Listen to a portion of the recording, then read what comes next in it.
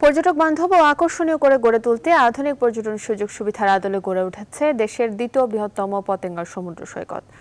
কর্ণফুলীর মোহনা থেকে বঙ্গোপসাগরের তীর ঘেঁষে ৫ কিলোমিটার এলাকায় গড়ে তোলা হচ্ছে আধুনিক ও বিশ্বমানের পর্যটন কেন্দ্র। এই প্রকল্প বাস্তবায়ন করছে চট্টগ্রাম উন্নয়ন কর্তৃপক্ষ সিডিএ। সংশ্লিষ্টরা বলছেন, এই প্রকল্প বাস্তবায়িত হলে বদলে যাবে পতেঙ্গা বিচের চিরচেনা রূপ। নয়নবরচার তথ্য ছবিতে দেখুন ডেস্ক রিপোর্ট। নাগরিক কোলাহল থেকে মুক্তি পেতে প্রতিদিন দেশ বিদেশের হাজারো পর্যটক আসেন পতেঙ্গা বিচে, পা ভেজান সমুদ্র জলে। পর্যটকদের জন্য আরও আকর্ষণীয় করে তুলতে পতেঙ্গার সমুদ্র সৈকতকে সাজানো হচ্ছে নতুন রূপে। কর্ণফুলীর মোহনা থেকে বঙ্গোপসাগরের তীর ঘেঁষে ৫ কিলোমিটার এলাকায় গড়ে তোলা হচ্ছে আধুনিক ও বিশ্বমানের পর্যটন কেন্দ্র। নির্মাণ করা হচ্ছে ৫ কিলোমিটার ওয়াকওয়ে, বসার জন্য সুপরিসর আসন, শিশুদের জন্য kids zone, food court, green zone সহ বিভিন্ন সুযোগ সুবিধা। আর এই প্রকল্প বাস্তবায়ন করছে চট্টগ্রাম উন্নয়ন কর্তৃপক্ষ সিডিএ। যত সুবিধা থাকবে একটা পর্যটন কেন্দ্রে, সমস্ত সুযোগ সুবিধা ওখানে বিদ্যমান থাকবে।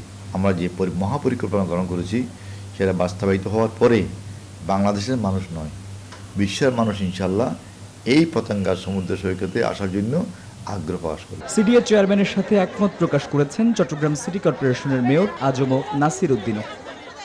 নগরবাসীর যে দাবি বা চাহিদা যেটা প্রয়োজন সেটা ওই প্রকল্প বাস্তবায়ন হলেই এটা আমাদের পূরণ হবে আর।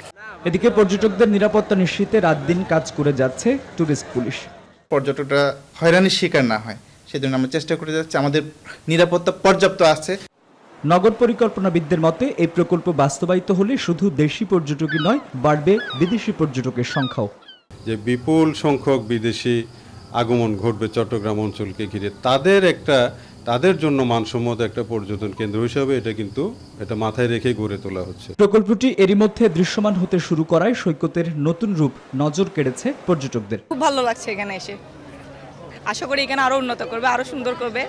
আরো উন্নত হোক আমরা আশা করি। এটা পতেঙ্গার সমুদ্র সৈকতের সৌন্দর্য বর্ধনের এই প্রকল্পে ব্যয় ধরা হয়েছে ২০ কোটি টাকা।